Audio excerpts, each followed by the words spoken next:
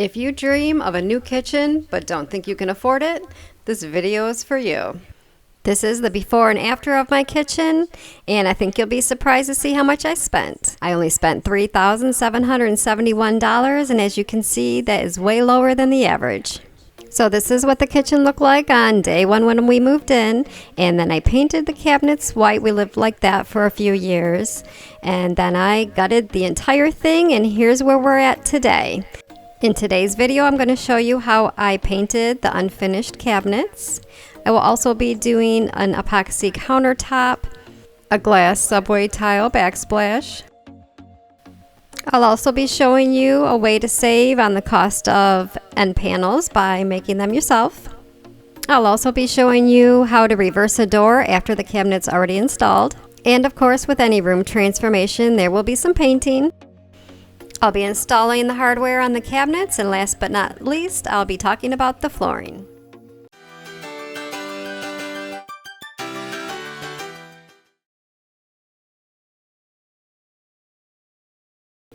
As you probably already know, cabinets are one of the biggest expenses when it comes to remodeling a kitchen. I could have got these same exact cabinets already painted white, but by painting them myself, I saved $1,161, and I'm going to show you how. The first thing that I did was took off all the doors and the drawer fronts and labeled everything. I labeled the door, the drawer, the cabinet itself, and the hinges. The first thing that I did was sanded all of the doors and the drawer fronts with 400 grit sandpaper. I laid them out and then used this paint sprayer and this paint, and I'll make sure to link those both below. This was my first time using a paint sprayer, and I was completely amazed at how awesome this thing is. It only cost $100. As I said, I have it linked below, and I highly recommend it for big paint jobs. It worked wonderful on these cabinets.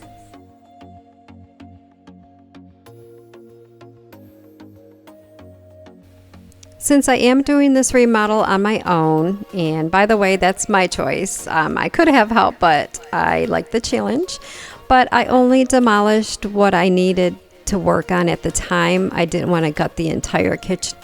When I took out the sink, I discovered some really funky looking plumbing, and I don't know anything about plumbing. I was going to attempt it, but I found out my son's friend was a plumber's apprentice, and so both him and my son helped me with this part in rerouting the plumbing, and then they did install the sink and the dishwasher for me.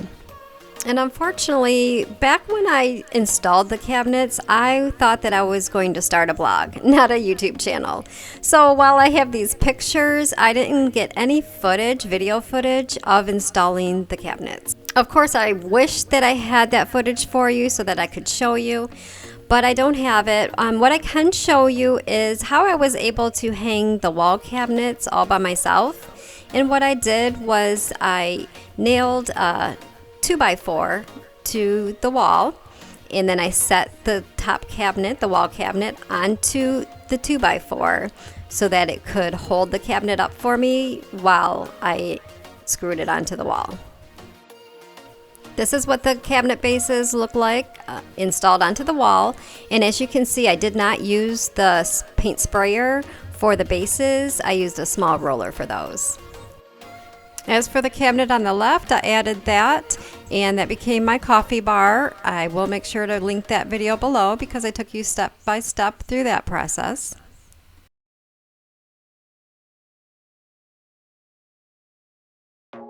Okay, so my epoxy countertop is another project that I did not get a video of, but that's okay because in a coming video, maybe the next one, because this is a I don't know how many part series, I will be taking you step by step, showing you how to do this countertop because I still have the countertop that has the microwave on it over by the refrigerator that needs to be done. So I will be taking you step by step to show you exactly how I did this countertop. I built it out of plywood, and then I used an epoxy kit from Stone Coat and did the marbleized look. I only spent $777 on the countertop, and that includes all of the plywood that I used to build it. That is a huge savings, and actually besides the cabinets and the countertop were my biggest savings.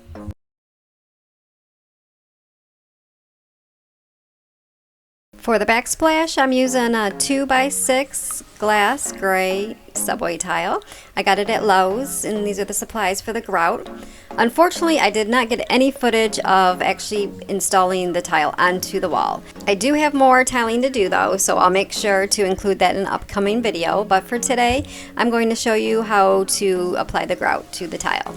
The first thing that you have to do is mix the water with the bag of grout, and I'm using an attachment on my drill. This attachment is found, you can get it in the tile section at any hardware store, but I'm just mixing it up, and to be honest, I feel like my grout was a little bit thick.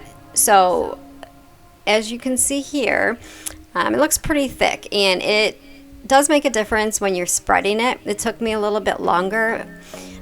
My second batch I did mix thinner. I don't have the footage of that, but it did apply easier, so just make it a little bit, the consistency a little bit thinner than what I just showed you there. Depending on your wall tile and what you're working with, you want to pay attention to the cure time for the mortar you're using, because you do want to make sure that the tile is fully cured before you apply the grout. After about 15 minutes, you want to use a heavy-duty sponge and hot water to clean off the residue. And when wiping off the tiles, you always want to use a clean side. So every time that you make a pass, turn your sponge. And once you've used all sides, go back and get more hot water, wring it out, and continue on. This was my first time tiling a wall, and I was a little intimidated since I was using glass tile, but that's the tile that I really wanted, and in the end it turned out so good. I saved over $700 doing it myself, and my price was $485. That included the tile, the mortar, the grout, and even a wet tile saw.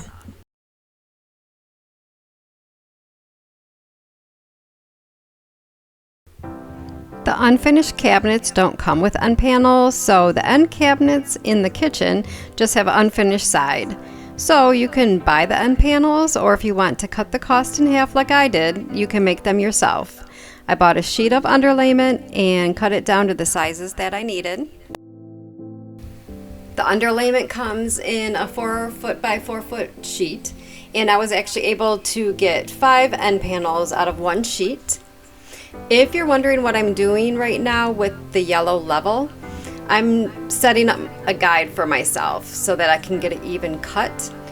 You can purchase guides at the hardware store, but I just use this level. I never use this level as a level. I always just use it as a straight edge and use it as when I'm using my circular saw.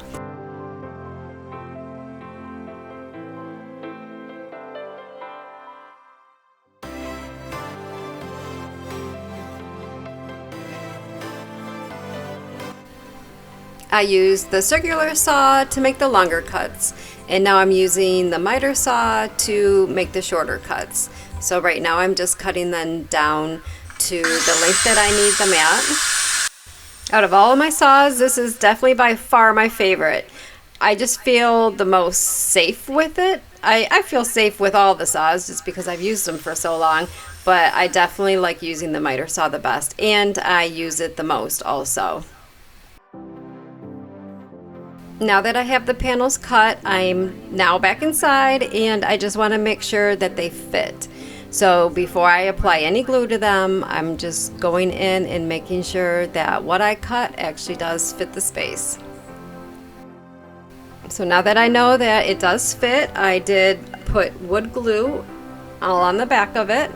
You know, I'm just pounding it in, and I'm going to use some clamps to hold it in place.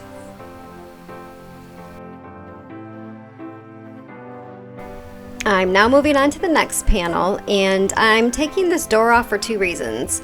The first reason is because I need to clamp the end panel, and I can't do that with the door on there, but also because I need to reverse that door. So after this, I'm going to show you how to reverse a door once you already have the cabinet installed. I didn't realize that I needed the door the opposite direction until I started thinking about the handles, but at that point it was already too late. But no worries, it's simple, easy to reverse it. I'm going to show you how. So I saved $42 by making them myself, and that's not a lot of money, but every little bit adds up. So after you see how you can make them, now you can choose whether it's worth that savings to you or not.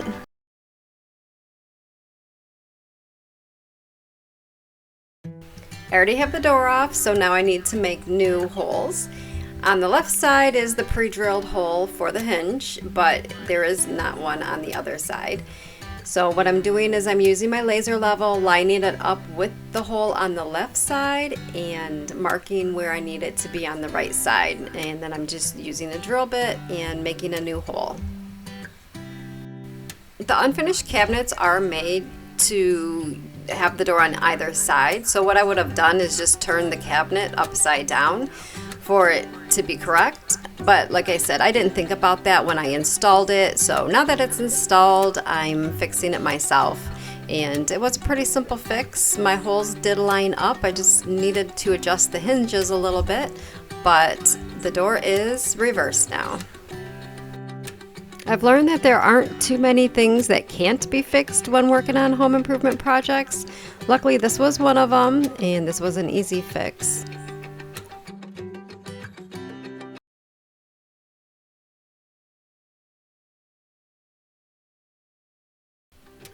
This is a room remodel, so of course there's some painting involved, and I have two painting projects that I had to complete. I'm painting the end panel to the pantry and the other end panel that I just got done installing, and then a second coat on the wall.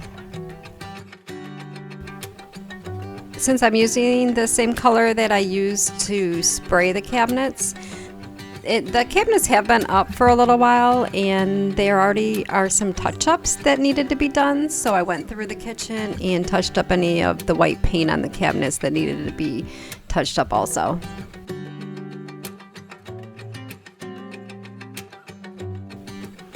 The color that I used on the wall is Repost Gray by Sherwin-Williams. I used it in the dining room and the living room, so then I just continued it into the kitchen since it goes with everything. And I had ran out, so now that I have another full can, I'm going through and doing a second coat.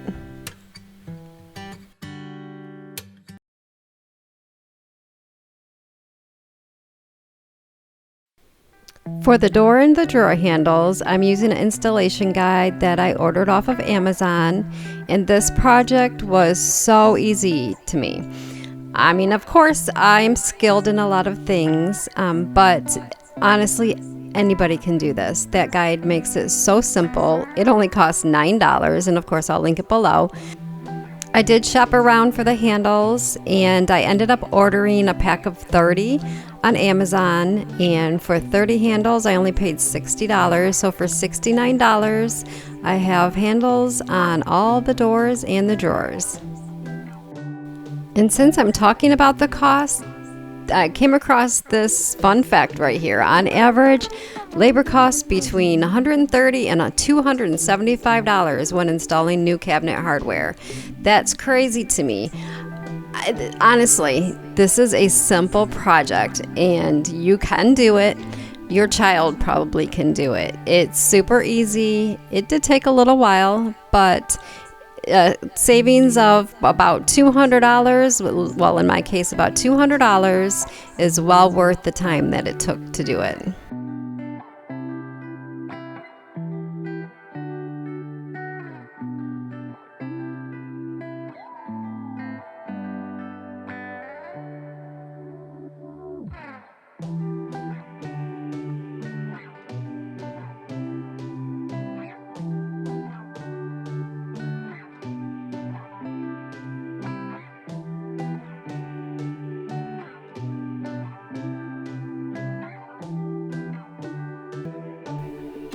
I was cruising right along and ran into an issue. I realized that I can't open the big silverware drawer now, and that's a problem because that's the most used drawer. So what I had to do was remove the handle from the small drawer. I really have no other option, and that's okay, but this was a learning thing, and hopefully you learn from my mistake. Just make sure when you are doing your layout for your cabinets that you do take into consideration door handles, because they will add extra depth to that space. Now, if you're a current subscriber, then you already know of my fear of spiders. And, well, I just saw a spider. Thank God he is only a number 1 on my scale. It's just one of those little house spiders, but he's got to go. And if he was a number 10, then I probably would have fell backwards onto the floor, and you guys would have had a good laugh, but he's gone. All good.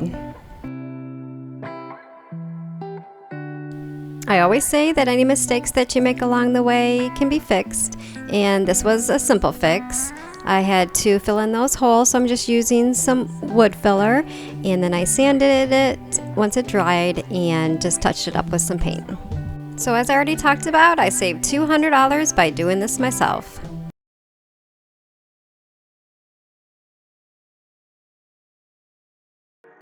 The flooring is, again, another project that I did not get video footage of, but I do have a whole section over in the corner of the kitchen that I will be finishing the flooring, so I will be taking you step by step to show you how I did that. And the flooring that I used is from Home Depot, and it's a WAVEFORD gray oak color. I spent $200 on the flooring and saved about $163 by doing it myself. This is now what the kitchen looks like after I've completed all of those projects. I feel like the door and the drawer handles make such a big difference. Of course, the kitchen is a dramatic difference from where it started, but I do still have a lot to do in here.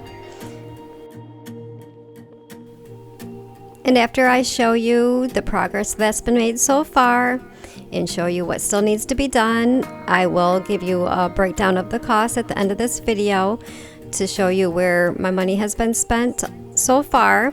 And my goal was to complete this project for under $5,000, and even with all that needs to still be done, I will come under my goal of $5,000 for an entire kitchen remodel.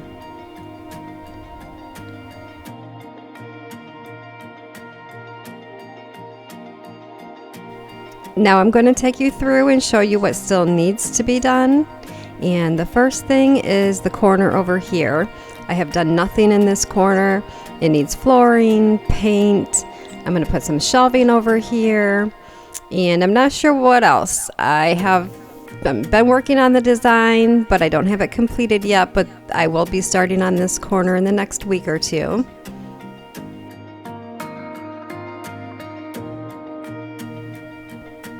Now heading over to this section, this is where I will be doing the epoxy countertop. So I'll take you step by step through that process. I have to add the toe kick to the bottom of this cabinet and also find a new door because I ruined the one that came with the base. I painted it and then left it out. It got rained on, it got warped, so I have to find a new door. Over on this side, I have to still caulk where the tile and the countertop meet. I also still have to switch out those electrical outlets. I will also be adding open shelving between these two cabinets right here. I'll be adding under cabinet lighting throughout the entire kitchen. And then also over above the stove, I have an area of tile that I have to finish. And I'll probably be adding another shelf in this area too. I say probably because I'm a little undecided as to what I want to do over the stove there. And then also I still have a cabinet that needs to be hung. It's just sitting up there on the refrigerator. So I'm going to hang that cabinet. The doors are already painted. And then also I'm either going to put more open shelving between the cabinets or build a wine rack. I hope this video has inspired you to start on your own kitchen, because as you can see, if you put a little sweat equity into it, you can achieve a beautiful kitchen for under $5,000. I'm at $3,771 right now. That includes a paint sprayer, a tile saw, the delivery charge, tax, everything. So I will definitely be coming under my $5,000 budget when all is said and done, and I hope that you can see that you can do it too. This was part 1 in my kitchen renovation series, so make sure to subscribe and turn on those notifications so that you can follow along with the rest of the journey. Hope you enjoy the rest of your day. Bye for now.